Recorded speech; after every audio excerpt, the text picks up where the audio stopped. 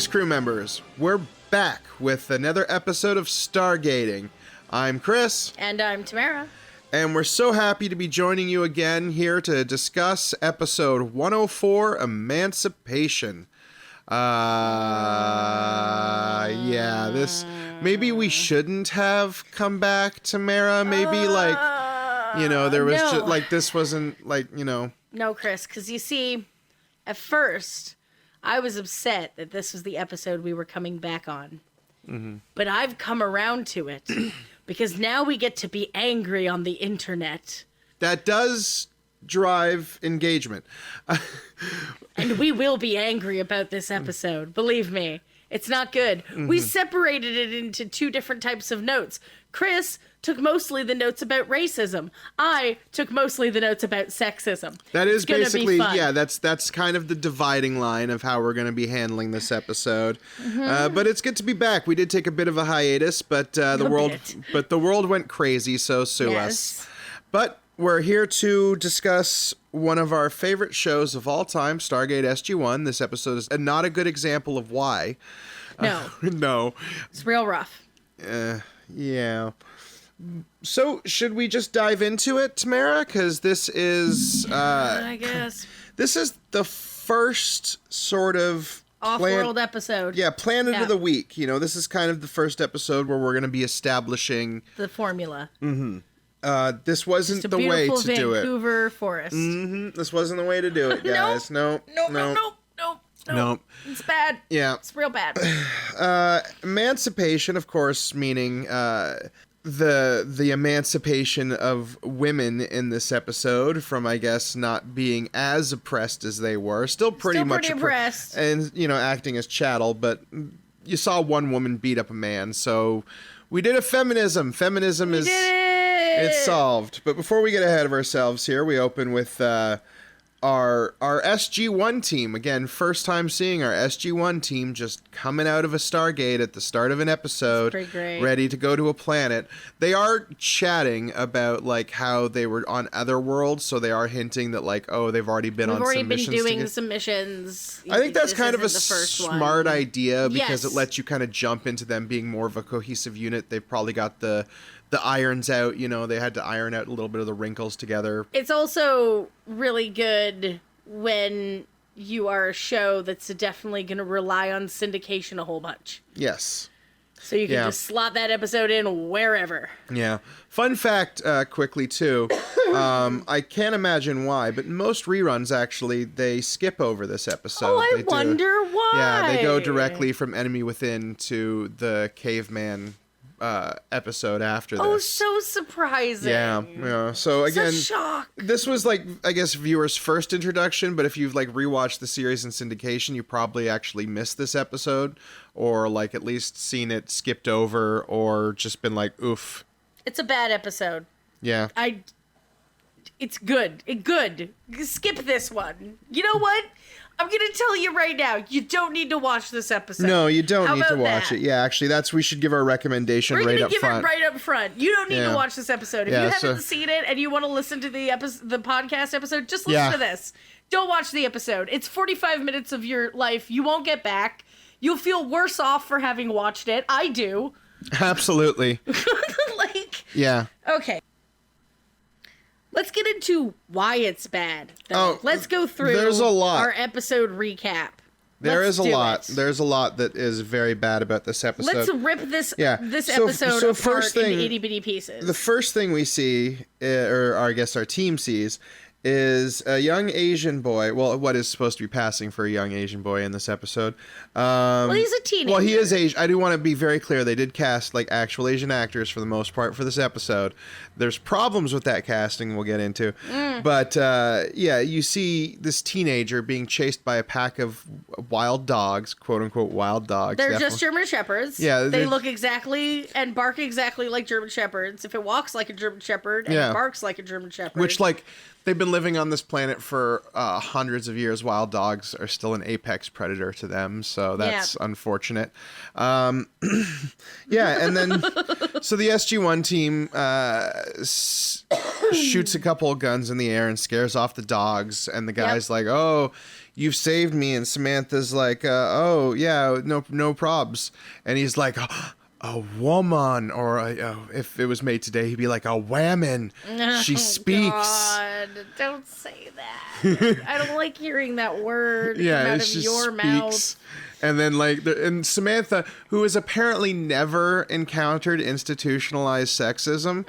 Even though she's a high-ranking military officer, and she literally encountered it in the very first time we met her when Jack was grilling her to see if she was good enough. Yeah.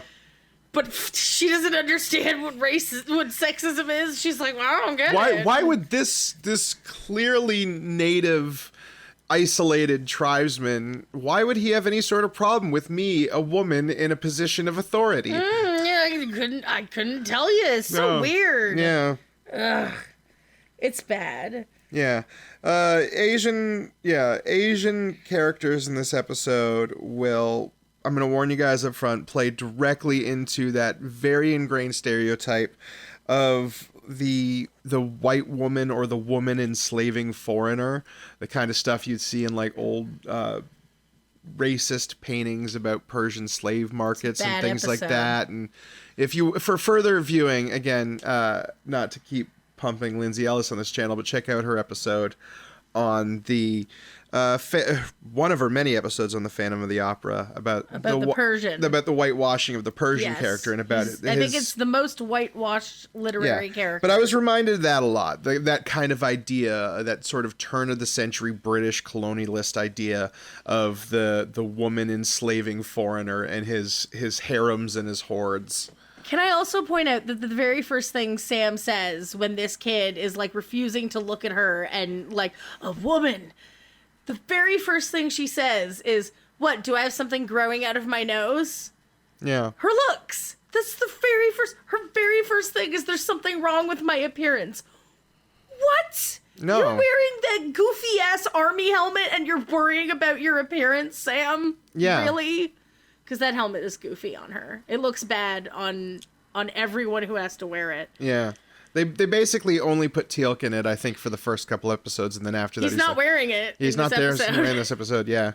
Not that he's doing much in this episode. We do also get the introduction of another major character in the series that is going to be very important and get a lot of play, and that is the back forests of Vancouver. Oh, Vancouver forests! You will be every alien planet we have to go to. Yes. Except for the ones that we make actual sets for later when we have a budget. Yeah, we're gonna get to intimately know the woods and forest areas surrounding British Columbia's Vancouver. Do you want to know something really funny? Is done. I've watched this show since like elementary school, right? We talked about it in the first episode. And the first time I saw a Supernatural episode where they went to the woods, I went, "Oh, I think they shoot in Vancouver." How could you not? Like, it was a stand-in for like X-Files. Anytime they had like a kind of a woods monster in X-Files, you better believe they're out in the Vancouver woods. Mm-hmm. You know, anytime they're on a vaguely woodsy planet in Stargate, they're going to be out in the Vancouver woods. There's not a lot of woods in Southern California. It gets as much play as Vasquez Rocks, which is just outside of LA in the desert. These are convenient locations that the production crew can drive to. Yes. So, yeah, you're going to get intimately aware of the Vancouver forest, and not the first time we've seen it, because it was kind of in the pilot when they went to the Gould those trees. World. A lot of those trees. Yeah, but this is definitely one of its most prominent, because it's shot almost entirely in this first episode, too, that takes place entirely off Earth. You don't see Stargate Command at all in this episode, which would have helped. Yes. At least we would have got some scenes with Stargate Don Command. S. Davies. Yeah. Save this episode, please. A lot of Mongolian stock costuming. Basically, everything about these guys is coded. Not even just coded Mongolian. Daniel comes out and just like calls them straight up Mongols. Yes, and he says they're Mongolians. He's like, these are Mongols. They're Mongolian, and it's like, okay, and I get it. We're taking them from Earth, but like, no, they're not.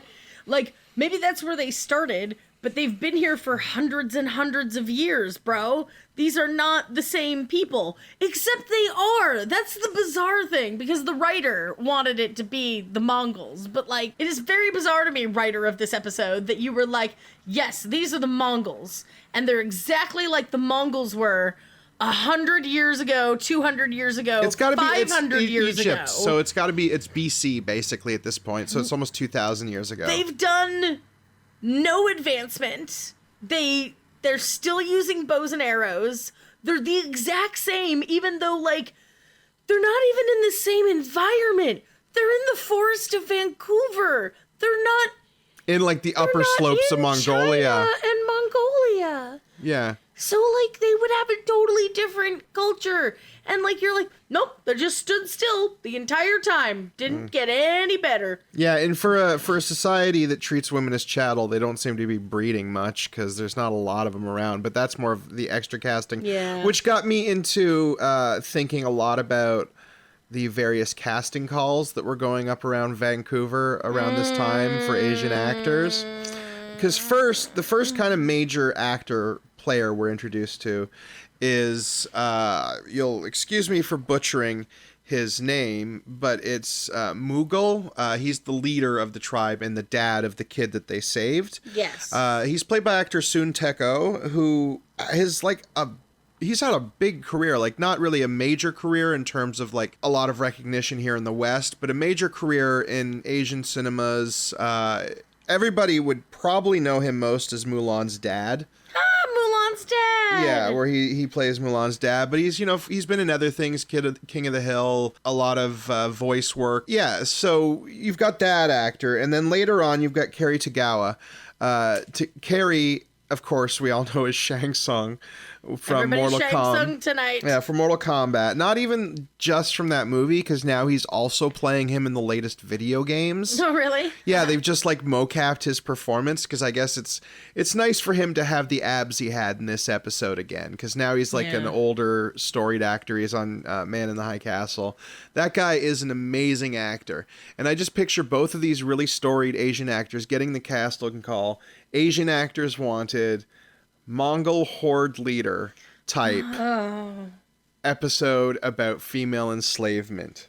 And then you extend that further down with like the various shots of the extras and stuff, and just going around like Asian casting call needed Mongol savage types. And not the least of which the two guys, like, you know, one is a Korean actor, one is a Japanese actor, but again, we're just playing generic Asian Mongols. Yep, totally different countries. Yeah. So I would not, at the end of the day, like to have been in charge of trying to write those casting calls. No, I don't think it would have been good or fun. And honestly, just a little upset hearing those examples. Yeah, that's exactly you know exactly what they would have been like. Because it was 1997. Open casting call, non-union. And I just, it's rough. It's not good. Yeah. It's bad. But God bless him for taking it, because one, Cary Tagawa does an amazing job in this role. Like, he's definitely just playing Shang Tsung, but he's so good at playing that role, and he's so charismatic, and the way he can speak through his gritted teeth is really it's top tier, and that man really is a hated legend. him. Yeah, that man is a legend as an actor who has not really got his due. I mean, Man in the High Castle kind of got him some acclaim recently, and also they're acting. Yeah, they're full bore acting, both of them. Yeah, they're not just sitting around. They're being professionals. Like, this is below me. They're like, which it is. It is very below I'm both those right actors. Now, this is below you, and you deserved way better than this. And I am sorry, because it made me uncomfortable, and I didn't have to act it. Like, can you imagine having to act that? Can you imagine being like, yes, I am the good guy in this situation because I'm the guy who's only married to one wife because I love her? I would like to point out two things. A little bit later, when they're finally talking to Mogul, the father of the kid they rescued, who is also a tribal leader of, what was the name they had for it? I don't remember. It was some dumb name. Yeah. I'm going to try and remember as little about this episode after we're finished with this. But do you know why he's a good leader, quote unquote? Well, he specifically says that he believes that like women should do more because they can help with trade, and that trade will specifically replace war. So this guy is like a free market capitalist libertarian. Oh my God. And that's why he's like considered good, progressive in his society. That's how they frame him. I swear to God, he's like, you first meet him and he's like, yeah, trade. We will soon just trade, not war, and the economy and free markets. And you're like, oh man. Okay, I pull back a little on that, okay? Because they're still trading mostly things for other things or things for like literal gold. Yeah. Right? It's not, we've made up a currency and it costs what we say it costs. Right? No, I know, like, but he's not going full bore, but I'm just saying he's on the road to globalism. So it's just kind of one of those things where it's like, oh man, this is rough. Like, he literally does the bare minimum at the end. He lets them take off their face masks. Oh, that glorious panning shot of all of the female Asian actors who are just because there's only one that gets lines. And they're not smiling. Like, they're waving and they're supposed to be happy, but I think there's like a half smile cringily on one person's face. Yes. And it's amazing. Because they're not trying. But before we get ahead of ourselves to the end, the next thing that happens this is when you meet the guy dad. who saved and whatever.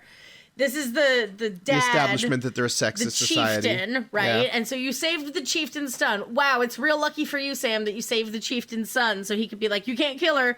And when he says the rule, he goes, oh, she saved the life of another. You cannot kill her. He sounds like he's making it up, and then you get into the tent, and it's literally because he was making it up. Yeah, it's like Sansa telling Joffrey that it's bad luck to kill someone on your name day, and then the Hound just being like, yeah, it's true, you know. Mm-hmm. Like they're both just bullshitting it, but just backing it up. It's fine. Don't worry about it. And Daniel's so bad at being an ally. Holy shit, Daniel. Yeah. I kind of hated you in this episode because so first she's like, okay, well, I think we should count our blessings and take off. And he's like, well, this would be an amazing opportunity to study ancient cultures, Samantha. Which it's not. And no, it's not, because they're not an ancient culture. They're still here, Daniel. They're not an ancient culture. They're right here. And also, they're aliens now. Like, I get that they originally came from Earth, but, like, they are not Mongols, Daniel. I know that the episode says later that they just are Mongols, but they're not. They are a different people now. They've lived on this planet for over 2,000 years. You need to shut up.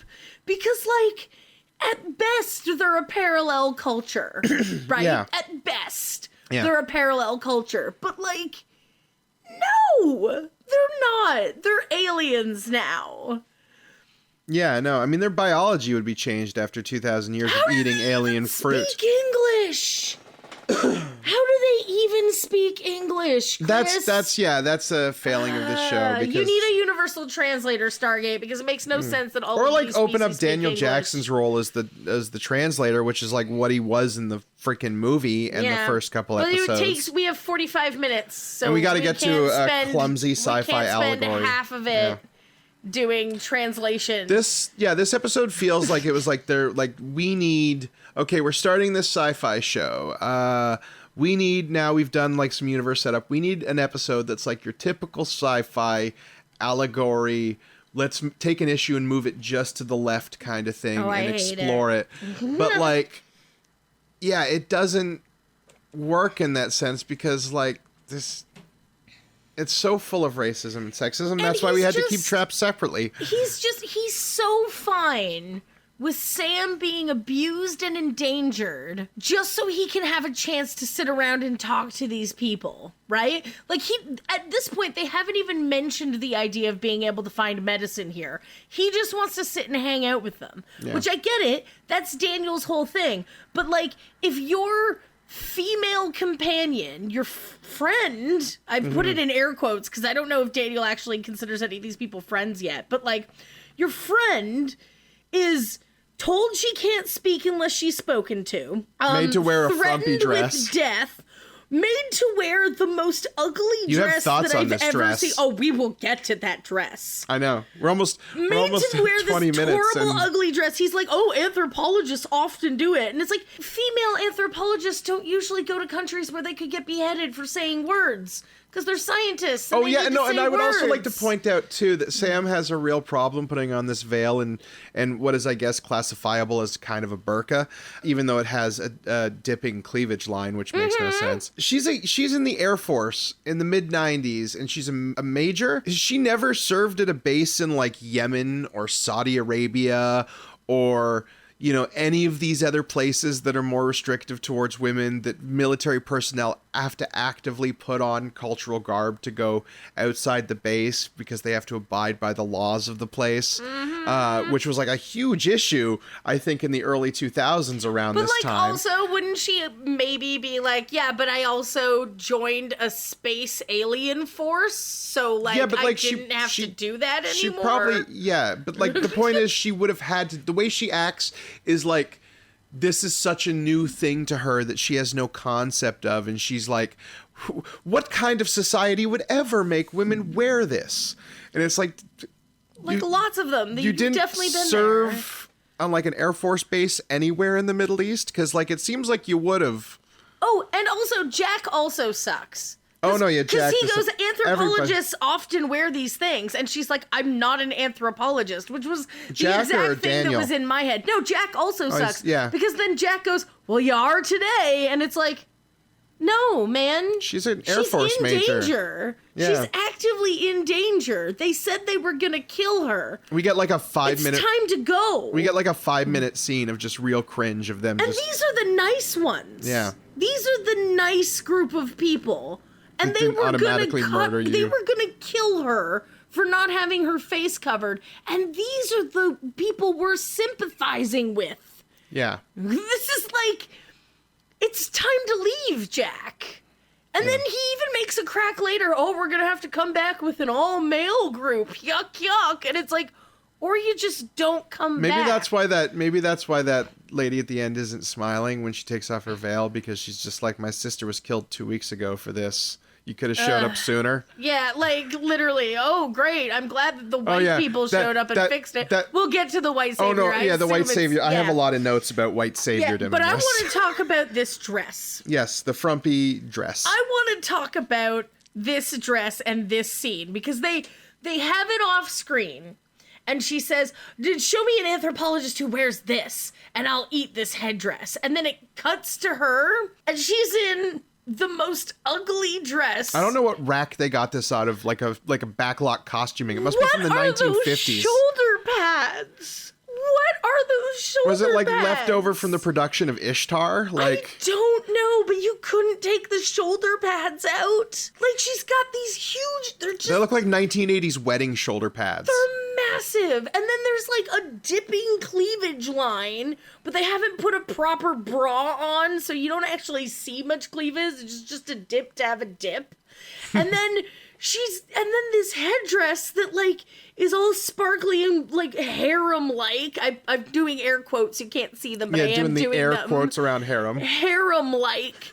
And she's got like the jewels and it's all blue. And it's like no one else is wearing anything even near this. Like literally none of these other people are wearing all these jewels and shit. It's just because she's there, I guess. Like she gets the jewels and stuff. And her 3 male coworkers, including her superior officer, the colonel of this squad, are standing there with their mouths open. Like it's the hottest thing they've ever seen. And they have the exact same expressions on their face. It's supposed to be like... that the teenage boy does. Is it supposed to be like a she's all that coming down the stairs moment where it's like, I never knew you could have looked that beautiful. Cut to her in the ugliest fucking dress ever. Oh my God, it's so bad. And then like, I'm like, you guys are her coworkers. What are you doing? They could have done. Your They could have done Daniel. a friggin'. If they wanted to mix it up a little, they could have done like a belly dancer outfit or something, like something that actually like showed some belly. But then that would remove the point of the them veil? being like... Yeah, it's got to be one or the other, right? It's got to be a can't full do burqa. both. It's got to be a full burqa, or like something that completely covers her head to toe, or it's got to be like a really skimpy outfit because they overly sexualize the women. And can I also point out that these three men have seen her in her dress blues, which are infinitely more attractive than what she's wearing right now. And they're all like, oh, so hot. But like, she wears her dress blues around you often. Yeah. Have you seen that outfit? It's so hot. Yeah, these people are all still living in tents too, and What are you it all looks like it doing? was set up yesterday And then because she's it was. racist because she's just like, I have to stay here in this yurt. Just completely looking down on every aspect of their culture, which, to be fair, the episode does set up every aspect of their culture being really shitty. Yes. But, like, that's kind of like the point. They're like, oh, look at this horrible, shitty culture. Oh, my God. Aren't they bad? I can't even... Allegories. All right, talk about some racism now. I need to calm down. I need to stop with the Well, sexism, first, do like, some moving racism on stuff. in the plot a little bit, Sam is like... I forgot to mention just one more thing. Fucking her boss then sexually harasses her. No, yeah, that's what that scene was. Yeah, yes. because she's in the dress, right? And after they're done ogling, he's like, lots of ancient cultures wore stuff like this. And then Jack goes, it works for me. Because she's just like, what do people even see in this outfit? And he goes, it works for me. It's like, and then good he to know you calls got her a boner, Samantha, Jack. Yeah. And then he calls her Samantha after, like, Don't worry, you call her Carter. Sexual harassment is not an issue within the ranks of the U.S. military, so don't worry about it. Oh, it's so bad. Yeah, so basically, she's like, well, like, let's get out of here. We're going to get out of here in the morning for some dumb reason, because fucking... No, they're going to get out of here in the morning because he shows them that... Oh, the medicine. Yeah.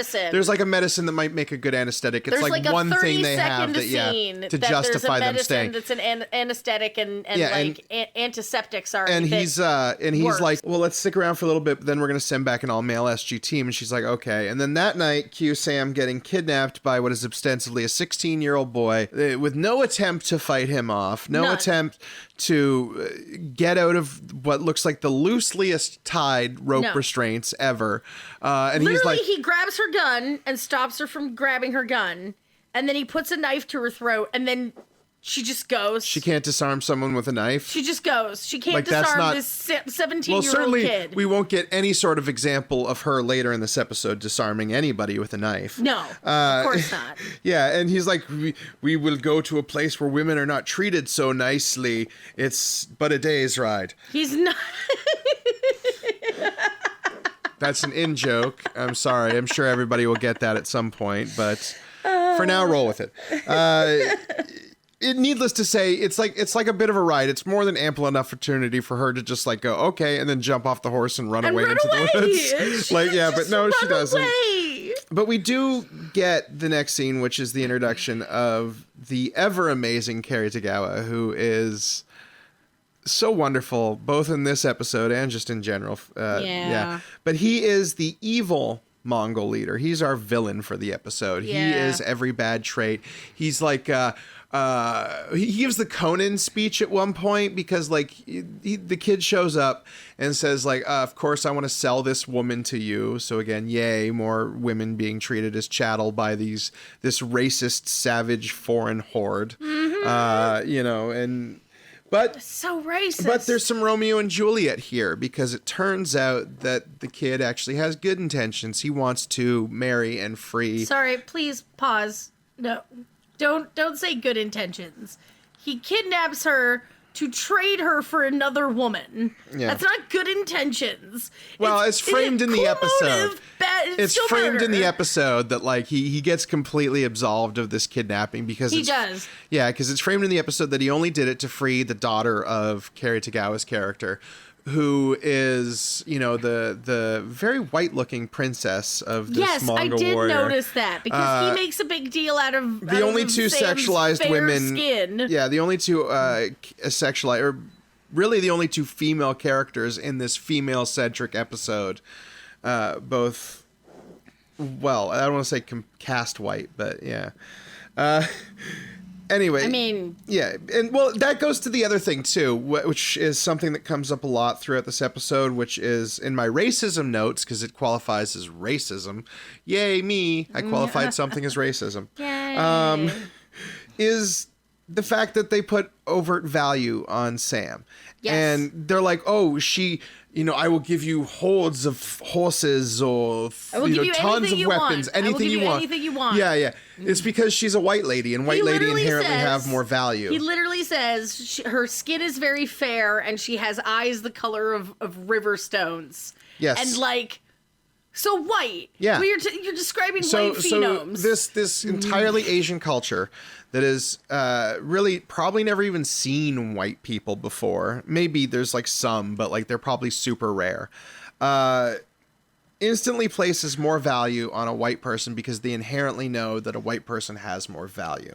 How? And that is something that I think gets to the core of this episode, which is something that I think this is kind of a perfect example of something that is inherently white supremacist, because everything in this episode is geared towards showing that the white people are superior to the Asian Mongol horde characters that they've cast. Yes. Now they could have done this episode and they could have cast these people as a colorblind thing or just a bunch of different people. It kind of would have made more sense in context, because the backstory of why these people are here, as explained in the episode, is that they were brought here by the old gods, aka the Gould, about 2,000 years ago. The Gould took people from wherever. To enslave and bring them. This planet was probably a mine or something that they were just mining on, and they. So if anything, they should be Egyptian. No, if they were taking it from all over the planet, does this mean that the Gould stole a bunch of people from Genghis Khan's horde and were like, okay, we got to keep all these people together and put these people on the planet? Because even though we're this ancient alien race that exists as slugs that can inhabit any body, we still put quite a bit of priority on racial homogeny. Yeah, we want to make sure that we have color options in our house, I guess. It's like wearing a suit, right? It would make more sense if they had just it would make more sense if they had just kind of racially blind casted this episode. It still wouldn't have been good, because it still would have been very heavily sexist. Very bad. But if they hadn't stuck to the, but again, that feels like they're just oh, we want to explore this culture, this Mongol culture. Oh, it's bad. But and we're not a time travel show. That the evil village, do you know how you can tell that the evil village is evil? When they ride into it? So it's exactly the same as the other village. It's a basic redress. They move some tents around. Except they wear dark clothes instead of colorful clothes, and they don't smile, and there's dramatic music when they ride in. And that's how you know that this is the evil village, right? It's just they wear dark clothes, there's they long don't shots smile. of unhappy people staring at you. Yes, and that's how you know this is the evil village of evil people. And that's the difference. That's it. Yeah, they treat her arrival like she's walking into a werewolf bar, which a werewolf bar is defined as the bar from American Werewolf in London, where you just walk in and you instantly know you're completely out of place, and every patron stops and just stares at you as you quietly walk up to the bar. The end of the Cornetto trilogy. Which one is that? At World's End? Yeah, at World's End. Yeah. When they walk into the bar and for a second everyone goes really quiet, then they just keep going. Yeah, or any Western ever. Yep. And it's really bad. It's really obvious, because colorful and bright, that means they're the good village. We like these people, but black, oh no, this is the bad village. Yeah. And that was pretty oof. Also, I just want to reiterate, this kid sucks. Yeah. This kid sucks. The guy's like, I'll give you anything you want. And he's like, I want your daughter. I'm going to trade this woman for another woman. And then he's like, no, she's marrying a desert priest or a desert chieftain, and she's marrying him in 3 days. And I'll give you 300 gold, and that's it. And he just takes it and leaves. No, buddy, you came here for a reason. If you're gonna trade another human being for this person that you love, you fucking do it. You don't just take the gold and leave. I am the son of a chieftain. I'm going to be chieftain. It's not going to be that long. My dad's an old cripple. Yeah. Like, you could literally just be like, I'm going to be chieftain. Give me her. That's what I want. And if you don't give her to me, I will come back here with my entire group of people and I will kill you and take back I love how woman. they leave the guy alive at the end of the episode and he's like, by law, there can be no war between us. It's like as if you won't find an excuse. Yeah, you'll find a reason. Or just he'll be just like, fuck it one day. I am the law. Yeah, like I just... Who's here to enforce law? Like, we haven't seen any other tribes or any sort of structured government. Don't worry, the Stargate teams will be there taking all of their medicinal properties like real colonizers do. So there'll be a government. They'll make sure of it. The Stargate team will, knowing the American government, they'll show up and just give Cary Tagawa's character guns. Well, they did. He literally gave him a gun. Oh, yeah. He does do that later in the episode. He does do that. He gives him a gun because they're still I'm gonna start. I need to. I'm gonna actually start a Word document or like a Google Doc to keep track, but I'm pretty confident that by the time we're done, this will be firmly in the top 5 worst episodes. This is a bad episode. Yeah. I didn't like this episode. It's often cited by many people as one of the worst episodes, but I'm just taking a deep breath. Hold on. So also he slaps Carter. Yes. He just backhands her. Yeah, it's again, great. being the savage white woman beater. Yep. Because she talks back to him about something. She's bad at staying alive. Stop antagonizing the guy who could kill you for no reason. Yeah, but then also at the same time, she just backs down all the time on her antagonism. Like, pick one, right? Like, either be super pissed off that you're in this situation and fight tooth and nail, fighting tooth and nail, or be the submissive, subservient one. Like, play the Sansa Stark, right? Play the Sansa Stark, where you're like, because the way you're going, you're just pissing me off because you're not committing to one strategy of survival. Sam, Major Samantha Carter, United States Air Force, then does the absolute worst attempt to hide a knife I've ever seen in my life. Yeah, so obvious. Because she takes this knife, which is like a big curved kind of like steak knife or like something for carving, and she kind of takes her bodice and she opens up like her side petticoat to like her bodice kind of thing, but for some reason, she jams the handle up in her bodice with the blade just hanging out on her abdomen. Yep, and then she closes her petticoat over it, which means like if she's in a fight and she has to reach in to grab that knife, she's grabbing the blade first to pull it out, which, girl, you're just going to rip your hand open. And then she never even uses that That's knife. that's my next point, is she then escapes. She never uses She the puts knife. her veil on to get on a horse and escape. Which I was like, why are you putting the veil back on? Like, what is this doing? And then she immediately rides out for about 5 seconds, is caught by 2 men who she looks like she could eat, like 2 scrawny looking guys she looks like she could beat up. These aren't Jason Momoa types. These are like, they look like they've missed a few meals. And yeah, and then just brought back. And then she never uses the knife. Like, come on, man. I have 2 things. I have 2 additional things that you missed that I caught. So one, while she's cutting her vegetables, they make sure to have like a hanging on her cleavage shot. Like down her shirt, that's the basically. sexism part, yeah. That's that. I took a sexism note. I'm sorry. I read it on your. No, I'm racist. You're sexism. Oh yeah, that's right. That's how we're playing this. Yeah. Sorry, I got so confused. That clip's gonna get taken out of context. Yep, that is. It's going to be, but it's fine. Don't worry about it. We're not, but it's this is a whole episode of us just bitching about it. Yeah. So there was that. And then also the entire scene where he was all up in her face and being like, "You will only speak when spoken to. I am going to do stuff I'm the to man, you. I'm a bad person." Cary Tagawa just inside going, just think of the payments on your car. Just think of the payments on. It's gonna be a good paycheck. You got that down payment on the cottage, man. It's gonna be great. Like, you're gonna love that cottage. It's gonna be amazing. You can go fishing, hang out. Yeah. It'll be great. The entire time he was doing that, all I could think to myself was headbutt him and run away. yeah. Like, break his nose and run away. Bite his face. Do bite something. Bite his face. Do something. He's right up in You your have all this grill. self-defense, like Krav Maga course You stuff. already said you don't care for the dress. Just rip it She off. was an Air Force pilot, right? She could do it. Like, she canonically? at the end says that she took advanced level 3 hand-to-hand combat training. Whatever that is. It's level 3. I literally was like, what the fuck does that mean? I'm not even sure if that's like a advanced level 3 Sorry, okay, that's a thing. But yeah, so there were those two things that I noticed in that scene. And then, yeah, she gets caught immediately. They've trained the horse so that if they whistle, the horse rears, which, wow, that's terrible. Like, that's a bad way of training a horse. What if a bird chirps? You're fucked, I guess, right? Like, that's bad, but whatever. So the horse immediately kicks her off. She gets immediately recaptured, like instantaneously. Like, they just run over and lightly grab her shoulders, and she's like, you got me. I guess you got me. Tag, I'm it. Like, what the fuck are you doing? Then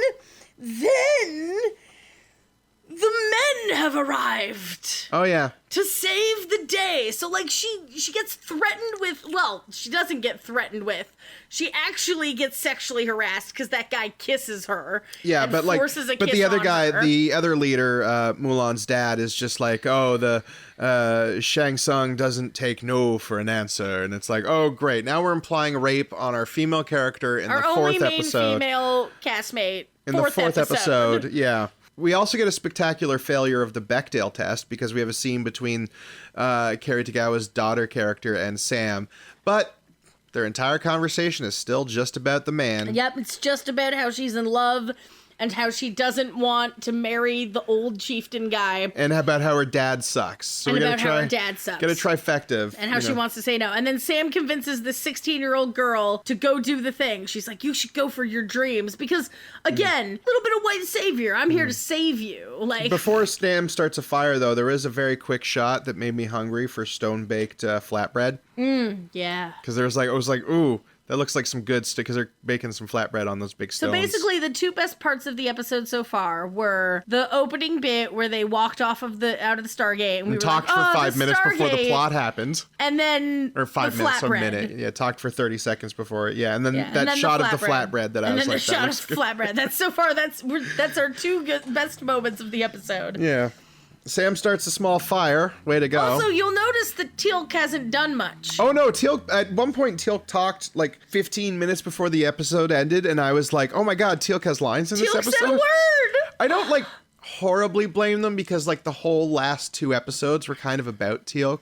Okay, but 2 lines? You could have given him more to do, man. He got a last line of the question where he's like, what is Oprah? Say. And we were like, oh, wow, he said words. What's Teal'c's thoughts on sexism? And, like, what's the Jaffa think of, like, female warriors and sexism and things? Fucking Worf would be throwing his opinions all over the place. Like, if he's from, like, a society that is just as kind of, like, war-driven and combat-driven as these Mongol characters seem to be, but his society has, like, kind of embraced women, or like maybe they haven't. Maybe women are still treated the same, and he has to also learn why women should be treated equal. But like he says 2 words. There. He says 2 sentences this entire episode. There, yeah, because we gotta focus on Sam trying and failing to escape. Also, so like the men arrive. Sam starts a fire and gets what's her name out of there so that she can go and run off and be with that kid. Yeah.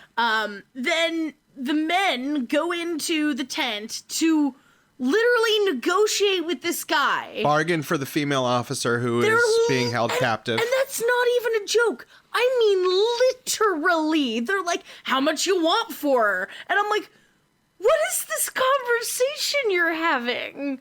What is this? Is this how the U.S. military works? No. No!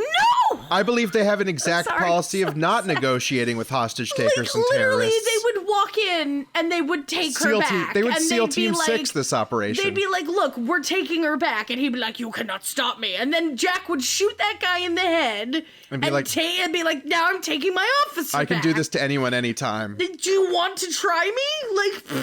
And what he does instead is he takes his gun out and he shoots a hanging plant. And then he gives him the gun. And then he gives him the gun. And his secret weapon is that, they don't know that it'll run out of bullets. First off, they'll find out eventually and they'll be mad. Secondly, what's to say they don't figure it out how to make bullets?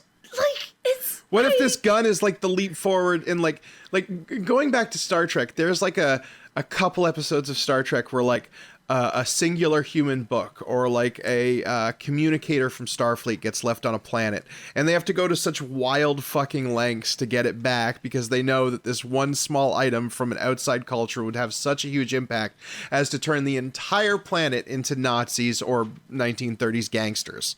Like,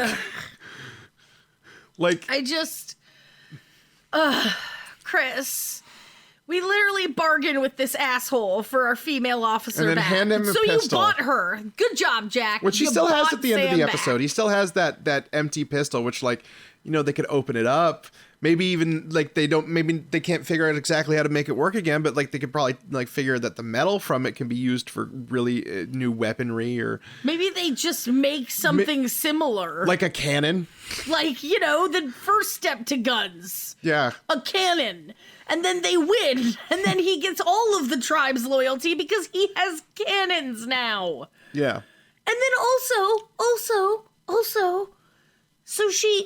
they talk to her afterwards and they're like, oh, he was taken by the madness of love. And that's why he kidnapped you. And Samantha says, and I quote, I don't blame him. What?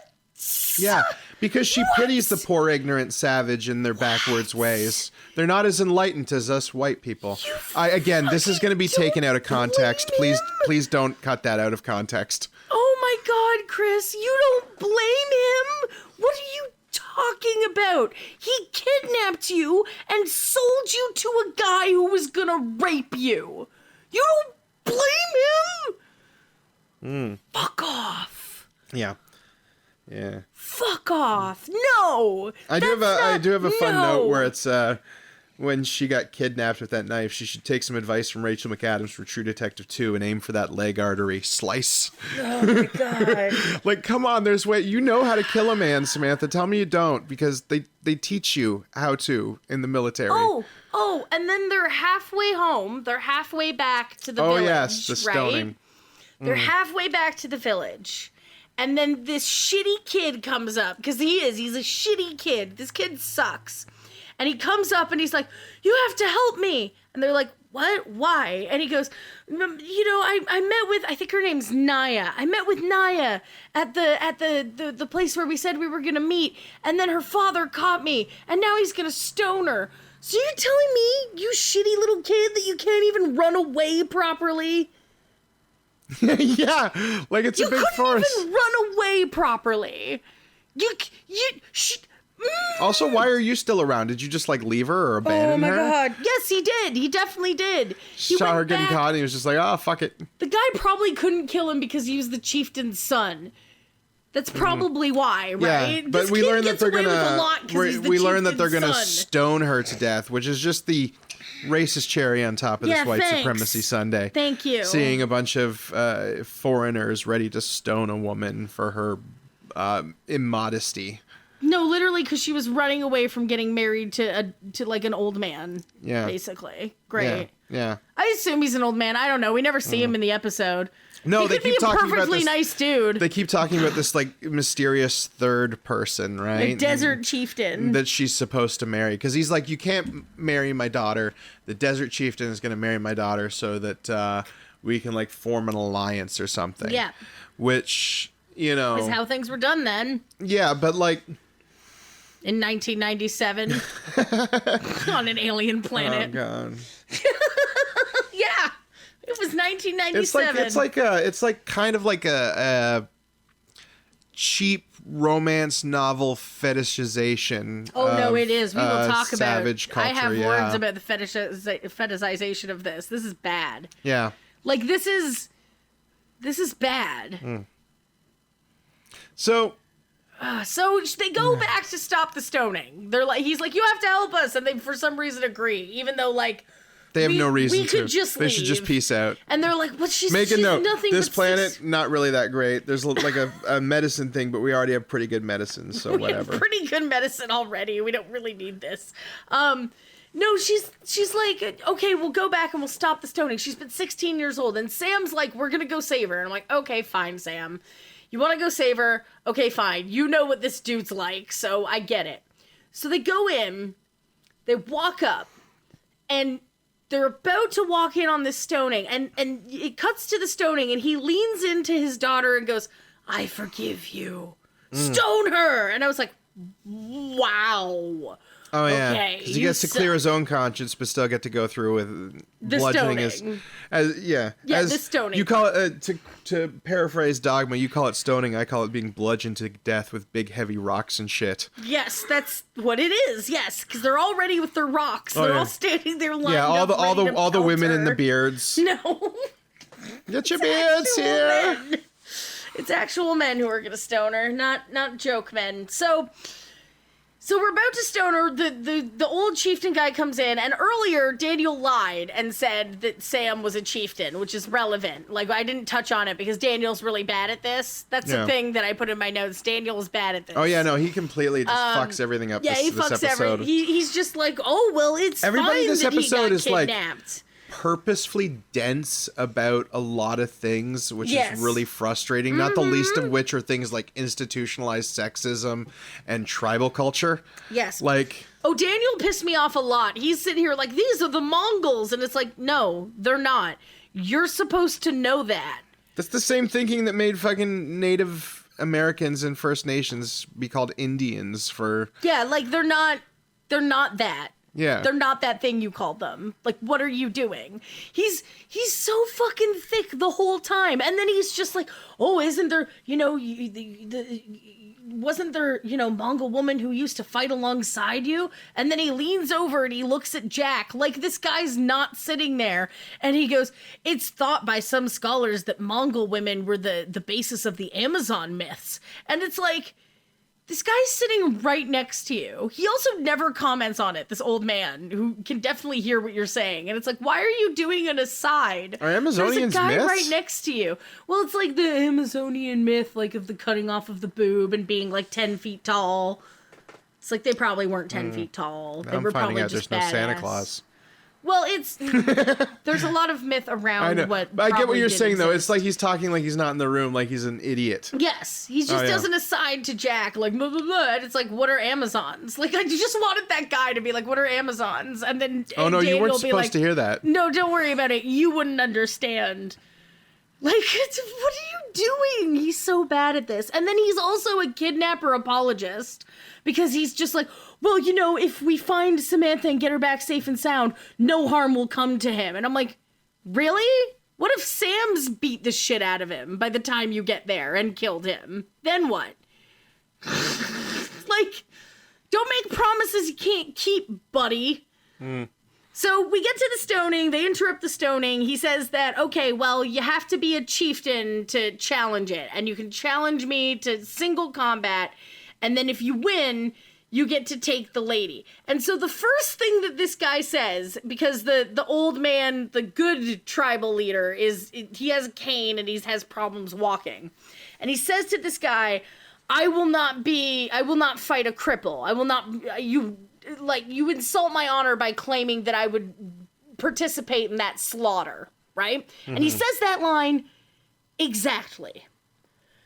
And then Sam's like, well, I'm a chieftain, so I can challenge you because Daniel lied and said she was a chieftain. So she goes in and she's like, I'm going to fight you. And they fight.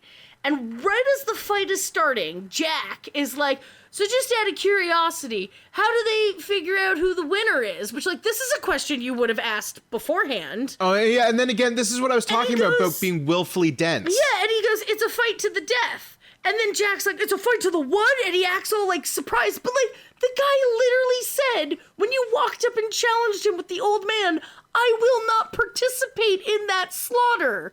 What do you think slaughter means? I know, this is what I'm talking about being the characters being written willfully dense because the writer thinks the audience is an idiot. Which we we will talk about the writer of this episode because I feel like there's some extra stuff. Yeah, we will. We're gonna talk about them? We're gonna get to the writer because believe it or not, this episode was written by a woman. What? Yeah. No, it wasn't. Yep. No, I mean, women can suck too. It's just, that's really disappointing. Oh. Yeah. No. But Sam, of course, gets into Mortal Kombat with evil Mongol. I keep forgetting the character's name. I just call him Kerry Tagawa because he's Kerry Tagawa. But yeah, she gets into Mortal Kombat with Kerry Tagawa, which Mortal Kombat was like 95. She holds up her fist too. And this is where you get the great line where he's like, "You did basic hand-to-hand combat I'm trying to training." think of like. And she goes, advanced level 3. And we're like, yeah, whatever that means. Yeah, and I do appreciate how Jack's just like, you'll be fine. Yeah. Like, he's like, this guy doesn't stand a chance against you. That is nice. Yeah, but I think that, like, Carrie had done Mortal Kombat maybe 2 years before, and I mention that because his freaking chest in this both fight scene and episode is spectacular. And he is just like, he's ripped and he looks so great. He does great at fighting. You can really tell that, like, he just and good at fighting. Yeah, and it's but this fight though, and I hate to say this, but this is like a Buffy level fight in terms of, she's going to flip him over this way and then she's going to hold his arm out that way and then they're going to do a couple of spins. Well, also, like, she's got her fists up at the opening, right? And then he takes out this big ass knife and then she pulls out her much smaller knife and is like, And I'm like, I'm more scared of that. Well, because first off, it's an actual military combat knife that she's trained to use. Yeah. Like, I'm more scared of that in her hands than this big ass unwieldy thing that's shaped weird because it's a prop and not a real knife. Yeah. And I'm like, okay, that doesn't look like it would do much damage because it doesn't look like it would ever hit her because it's huge. And guess what? It barely hits her. She gets the first strike on him and he's like, oh no, I'm bleeding. And then all of the bad villagers are like, oh no, I can't believe he's bleeding because of a woman. We forgot to mention the hilarious fake Asian language when she sets the fire. Just the random blah, blah, blah, blah, blah. Yeah, they're literally going like... Some people were probably like, okay, I'm going to speak Filipino in this scene. Some people were be like, I know Japanese. I'm a few Japanese. Dubbed in but then there were some terrible. people who were... But then there were some people who were just like, I'm just going to scream, get down here. It was bad. It was really bad. But yeah, so she fights him. She wins. She's got her knife up to his throat. And she's just like, okay, promise me that Naya goes free. And he's like, Naya goes free, you won. He goes, promise me that there'll be no war. And he's like, promise no war. And then she goes, and me. And he's just like, you're pretty cool, I guess. And she goes, you have won. He's and like, then yeah, she's you're like, pretty... She's like, flawless victory. Yeah, she's like, yeah, I won. And then she gets up. And that's the moral of this episode, is that if you are as good at doing man things as a man, then you are a worthwhile woman. We call that Xena feminism. Yep. Hey, don't disparage Xena, okay? Xena did a lot for the time period that Xena was in. But also, you fucking get better, sci-fi. You're supposed to be better. Mm-hmm. Yes. Like, what is this? Yeah, no, overall, and then they all wander happily smiling into the gate and closing credits. And they're fine. Everything, they make a note this is for all joke. a problem. Everything's fixed here. We did a feminism and saved the day. We did a feminism. Yeah. Sexism solved. Yeah, this woman... gosh, it's so bad. Who spends most of the episode being kidnapped and taking orders from men. And the final insult on the sexism list is the very last thing that the nice male chieftain does. The guy who's the good guy of the story, which is he lets women take their veils off. Oh, yeah, and you get the aforementioned amazing awkward shot of all of these Asian actresses, which, again, that's the moment I was like, oh, yeah, casting call. Asian actresses to play concubine types. Mm-hmm. I'm just here for the paycheck. I'm not even going to smile. Yeah, I'm just going to, none of them smile. Clap. There's one who has this hilarious half smile, but it looks so pain. She looks like the Hideaway the Pain guy. Yes. Yeah. Yes, she looks like that meme. It's like, yay, I don't have to wear my mask anymore. I'm still chattel, but at least my face is a little breezier now. I can still be traded for horses, but it's fine, because now I get to smile while it happens. Oh my god, Tamara, this episode. So bad. This episode. So bad. This episode What was our rating system? It was 1 to 5 gates, right? This is a -8 gates. This is bad. This is like SG -8. Yes. This is the team that like cleans the toilets at SG Command. Yes, it's bad. I don't like it. It's a bad episode. Don't watch it. I had a note earlier as I was watching it where I was like, I had a note where I said, "Oh, we're banning all those blackface episodes, but we don't ban this." But then I found out that usually the studios or networks just skip over this episode. They're like, what's the next one up? Oh, it's Emancipation. No, it's not. It's not the next one up. It's not the next one up. It's the caveman. We're gonna step straight to the caveman, and it's fine. We're gonna cut the nudity out of the pilot. We're gonna get rid of this one. It's fine. It's fine. Don't worry about it. Yeah. Which, speaking of, you wanted to say something about the writer of this episode. No, yes. Yeah. I had flashbacks in this episode to an old TNG episode called Code of Honor. You've seen it. It's the one where it's bad. The black people kidnap Tasha Yar. It's basically this episode where black people kidnap Tasha Yar and she has to fight a lady for her freedom. Yep. It was bad. Same writer. What? Yeah, Catherine. What I have it here. Catherine Powers. No. Yeah, Catherine Powers. She's responsible. Apparently, we have 10 more episodes that she's written in this series to look forward to. Oh no, this is Catherine's kink. Yeah. Oh no, Catherine, no. I didn't even consider that. Oh, Catherine, no. No. Catherine has a kink for strong, beautiful women being kidnapped by foreigners. Oh, Catherine, no. I didn't consider that angle, but Catherine. I thought she was just racist. Somebody check her Twitter feed these days, but because when she Catherine. wrote Code of Honor, I remember when Code of Honor came out, it's like everybody involved in Star Trek The Next Generation hated it, and a lot of people were like, the director was like, no, it was written that way, and the writer was like, no, it was the director, and somebody was like, no, it was the casting, and then it was the set designer. It was everybody else's fault. But no, it's Catherine's. It's Catherine's fault. Catherine, no. Was this maybe her attempt to, like, because when that episode came out, it was very wildly reviled. Like, it was, at the time, people knew it was racist. Catherine. It wasn't just today. People at the time were like, no, that's racist. Do you think that this episode was, like, her vague attempt to kind of, like, fix that? Kink. She wants to be kidnapped by a strong brute man and then tame him with her love. Catherine, no! That stays in romance novels, where it belongs.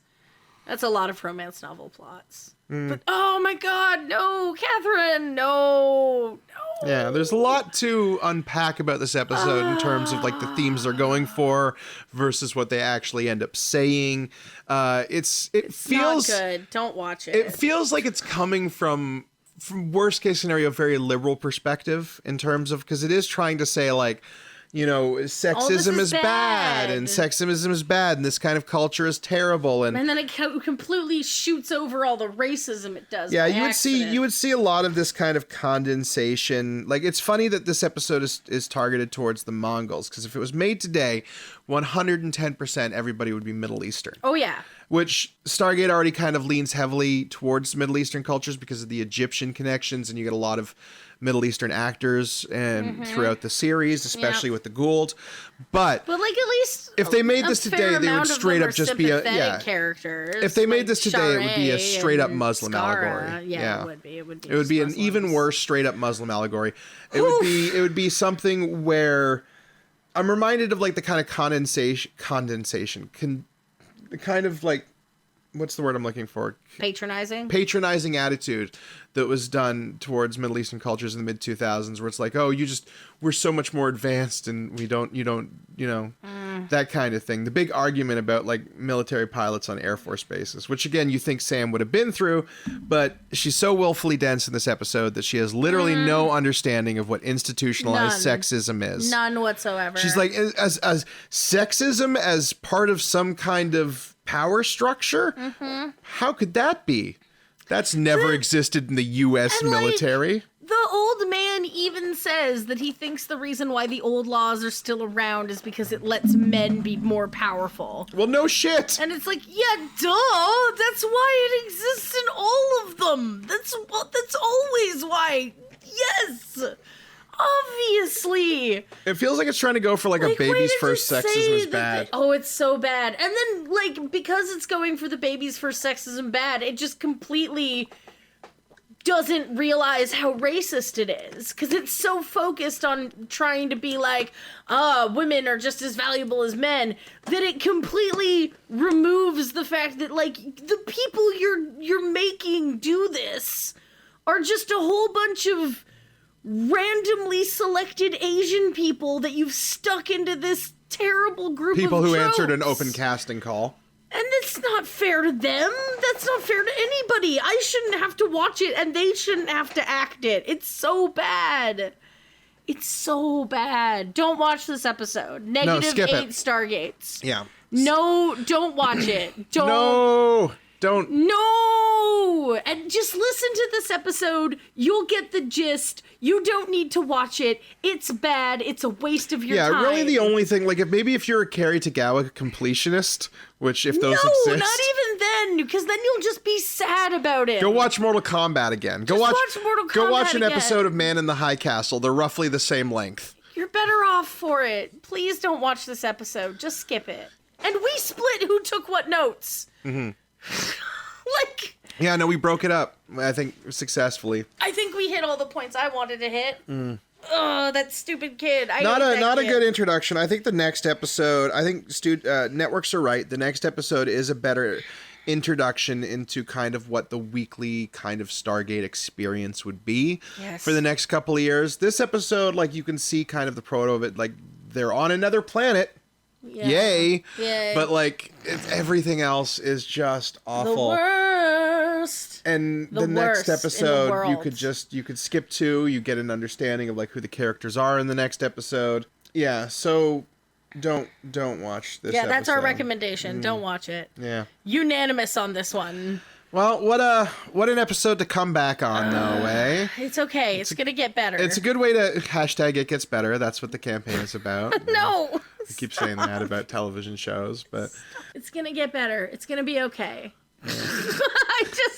Yeah, I think it pretty episode. quickly shoots up. I don't think that there's really any, like, horribleness in the next couple of episodes, maybe for the rest of the season. The season, I think, ends on a pretty good high note, if I remember. Like, I could be watching Firefly. Yeah.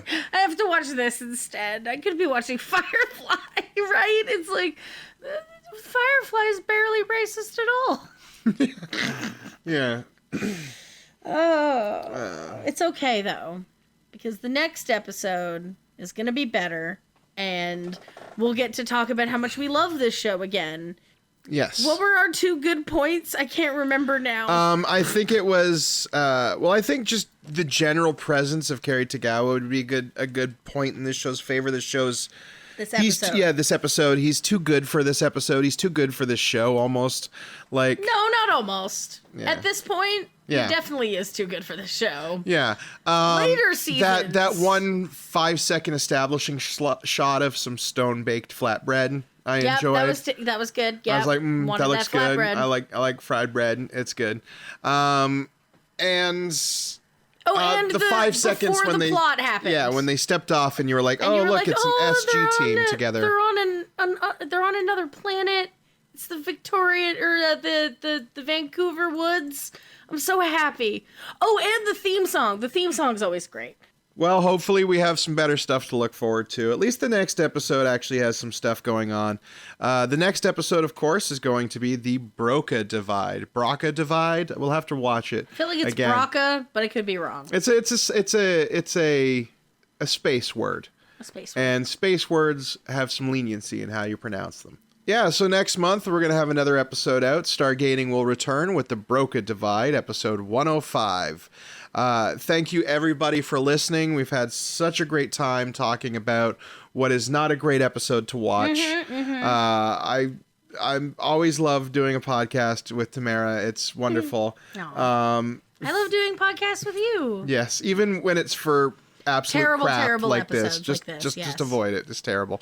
Thank you for listening. Don't forget to like and follow. And if you want to check out our YouTube channel, you can at That's a Space Station Productions. There's a link below. We have our Dion review up. Yeah, so everybody, stay safe and be who you are. Bye. Bye.